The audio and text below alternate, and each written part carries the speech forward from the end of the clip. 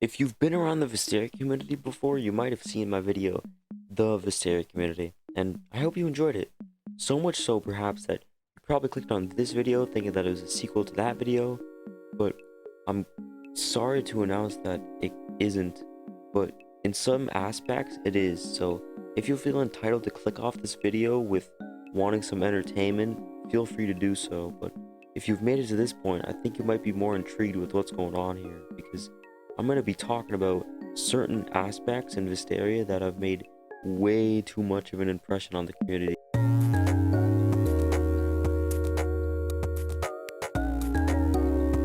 Now, if you haven't heard of anything that might be wrong with a game like Vesteria, you either haven't seen any of the social side of the community, or it might just be that you just don't know the game hasn't gone a fully complete expansion to the map since like November 2020. Well, if you're one of those people, or you just haven't seen this video, I recommend you go and pause this and just go watch The Death of Vesteria. It's from my ketchup and mustard boy Dreamins. Now, with that all the way, let's continue. The gameplay of Vesteria, well, I guess you could say it's a treacherous path. I mean, that is, if you want to use your scrolls for upgrading in-game items, and you want to grind for most of what you need by yourself, and that might be due to the, expanding greeniness of like a lot of shopkeepers across the community, and also how the game really just spits in your face whenever you attempt to grind for something. Well, I'm just simply noting that wanting to get the best gear for yourself is way more easier said than done. Of course, you can settle with like a clean lineup of items while you slowly amass money, but unfortunately, 99% of the people playing the game right now don't follow those rules. Now, let's get back to the basics of scrolling, right? Weapon drop from boss you killed says it has 7 attempts, so it would make sense if you get 7 of those scrolls you can put on weapons and armor, alright?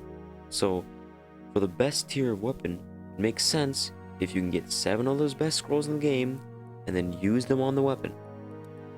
Well, if only it was that simple, because we all know that Vesteria is a little funny system that with curse scrolls, the best scrolls in the game by the way, they have a 20% chance to completely destroy a weapon, no matter the stage, no matter the level, and it gives you absolutely zero way of getting it back. With gameplay mechanics like the ones in Vesteria, it has eventually led to an extremely distraught, ripped apart, and an extremely standoffish community.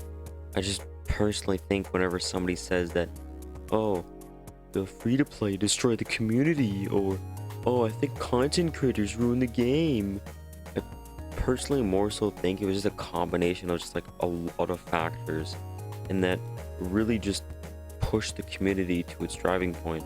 Like, for example, multiple years of an annoying gear progression system, and threats of permadeath, and rare updates that include content like new areas or quests even. There's also the large reuse of content in-game instead of like already existing models. Like, there are a lot of stuff that are just hidden behind wraps that not a lot of people know about. And then there's just the just horrible and just demolished PvP system that just makes people want to pounce on you with the smallest opening they get just because you beat them in the duel. And it's not like it's fair most of the time. There's ping problems and hitbox problems. Oh, and let's not forget about the rebirth system that really just brings you one single cosmetic detail for one save, which, for a normal player could take like 100 hours to get. And after all of that, the only thing this community really can indefinitely do to play the game is grind for gold tiers after achieving max level, which it may be the absolute worst thing to do in this situation due to the eventual boredom of everything the game has to offer. And this includes even new content, which in turn turns away old players that might come back when the game eventually has new content to offer, which they don't end up coming back, which this really just hurts the game in the long run. And for people that like trading a lot, which in this game, it means posting a gold tier in the Discord server and going looking for offer, which in reality means, oh, I want double the amount of money this weapon actually is, and I'm kind of selfish, so throw in some, extra items that I can use, you know what I mean? Wink, wink. This, of course, can be solved in the easiest way by just slowly devaluing just a bunch of weapons and armor there are in-game over time. This, of course, makes it so that more weapons at the same price, they could just, coexist, and it's easier to trade at lower levels.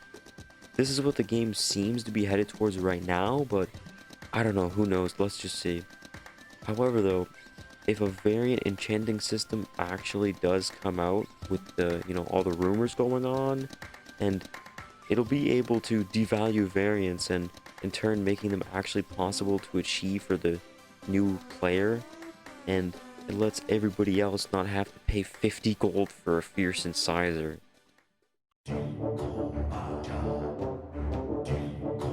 Everyone who has played Vesteria and their mothers have heard about the weird dynamic the developers have.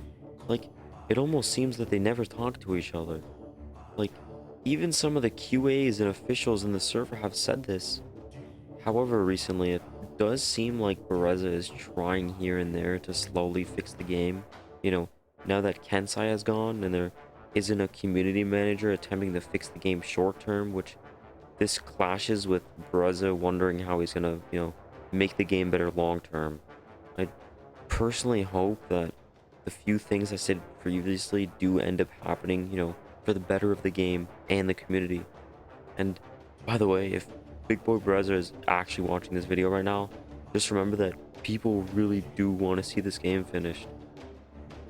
Vesteria originally released as an alpha game, meaning regular content updates had to be pushed out to keep the game closer from being completed. This being said, no MMO with this much style and potential deserves like only 3 nice areas to grind in, and also 1 dungeon. Just remember that, like, some of us really are clinging on to hope, and we aren't just here for our own gain, but for future pure enjoyment we may get just spending more time with this community. Now, I hope you've realized what type of splur is really holding down the game from being the giant behemoth it can if everyone just united. And I may be a little sad about certain things happening from place to place, but I hope criticisms continue to be made in a positive light, and those lights can be brought in to make the game a better place by the devs in an even brighter form. Even though the developers sometimes feel bad about the side of the community that should be shunned or casted away, it's what at the end of the day gets shown alongside everything else. And sometimes, as is, the bad side of the community is a good thing, as, it can show that the game continues to have a constant task to be done by the devs to better the gameplay of this really nice experience. And lastly, I just want to say that, like, after all these videos I've posted on my little goofy channel, I didn't really expect to make like a serious one in like, I don't know, God knows how long. This isn't really like my retirement video from the Vesteria community. I still have like a lot planned, and if you want to see more of just me talking about how the game can be better, like what's going on with the game, then like please go into the comments and talk about it, or just even DM me. Like, my DMs are open. And I want to do a little shout out. So here's a little shout out to the 140 people that have notifications enabled. Those people are gonna might be the first people watching this video, so thank you. And shout out to the 1% of viewers that have cooties.